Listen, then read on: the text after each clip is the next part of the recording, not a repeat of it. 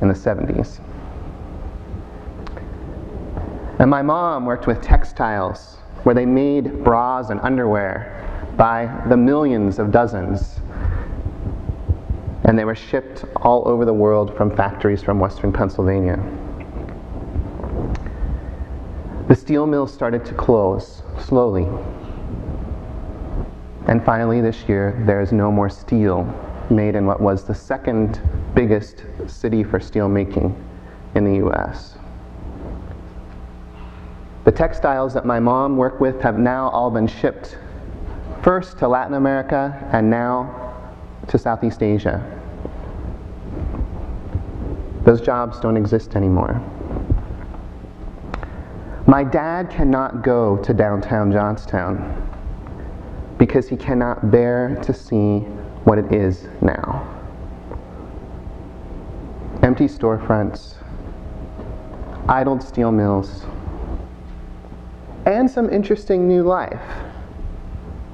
Lofts, coffee shops, people dressed in ties to go to jobs at banks, and the ever-sprawling medical facilities that sort of are going all over the city.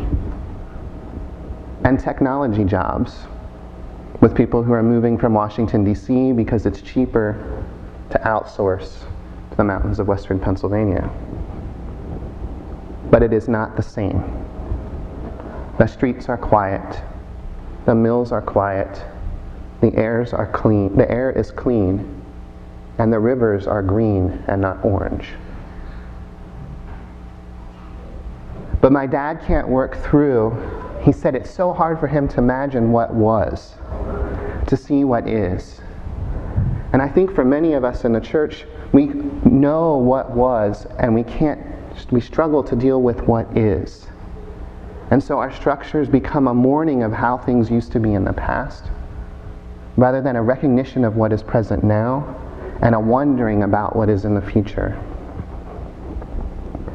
We know that we can't fill the roles in the same way. We know that our pews are filled differently, and that church acts differently, and that we, even ourselves, are different.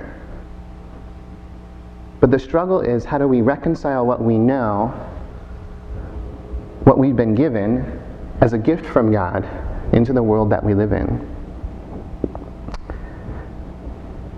One of the things that we've been working a lot with at Franconia Mennonite Conference, where I work, is we've been working with the idea of the church at Antioch. And if you look at the story of Acts, the church at Antioch is interesting because they are after Kriss's church that he described.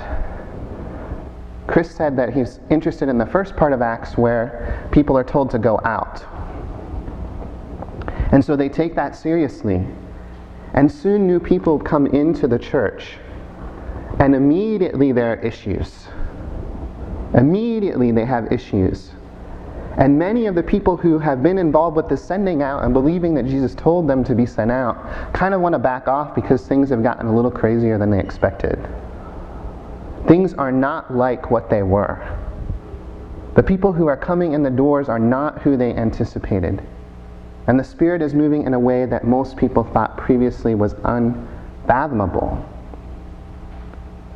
However, in this interesting story, they get called something new.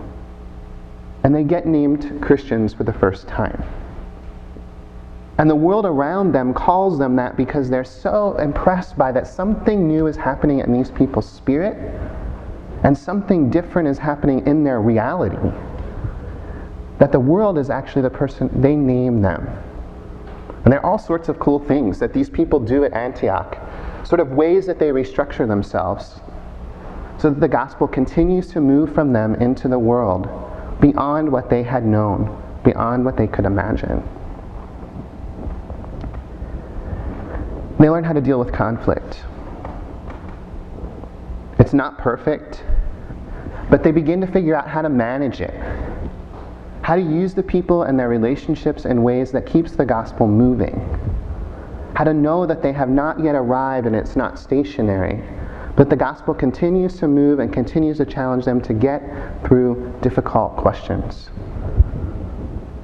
They figure out how to eventually take care of people internally, because that's always one of the most difficult questions as a church is moving through structure change.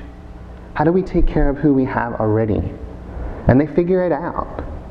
They manage to figure out how to do it and how to distribute their wealth even among the internal community while paying attention to continuing to move. They do it simultaneously, which it feels like the church struggles to figure out now most of the time. They figure out how to mix with new kinds of people. Their relationships start to blur across ethnic and traditional racial boundaries. They start to figure out how to interact together with people who are different from themselves.